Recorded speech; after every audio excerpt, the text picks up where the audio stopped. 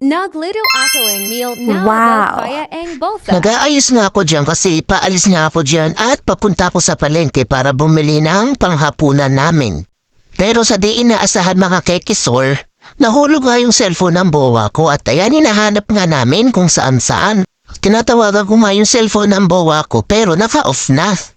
Siyempre si ate mo kekisor kabadong-kabado na kasi marami nga kaming skandal dun. Baka pag nabuksan yun, i-upload sa social media tapos bigla kami mag-trending dalawa.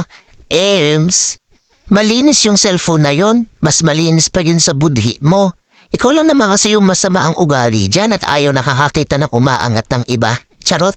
Balik na nga tayo dito sa niluluto ko. Bumili lang pala ako dito ng talong tapos yung gulay na pampansit kasi yun yung mga gagamitin ko. So inuna ko nga tong prituhin tong talong para pag nagkisa ako, ito na lang din yung gagamitin ko para hindi na ako maghuhugas mamaya ng kawali. O, di ba? Utak-utakan lang yan kung paano makakaano sa trabaho, di ba? So mga kaikisor, hindi ko matinitigil ang tawagan yung cellphone ng bowa ko kasi malay mo bigla nila buksan tapos mag-ring, maawa sila sagutin nila tapos ibabalik sa amin. Pero sa awa naman ng Diyos, dininig yung dasal ko.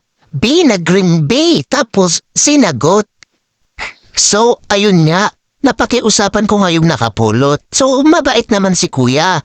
Sabi niya, tagasan daw ako, ganto ganyan, kesyo. Akin daw ba talaga tong phone ko? Tapos sabi ko, sa bowa ko po yan kuya, nahulog po niya. Tapos sabi ni kuya, o sige, ganto na lang. Punta ka sa ganto tapos tawagan mo ulit tong cellphone na to kasi isa sa uli ko naman.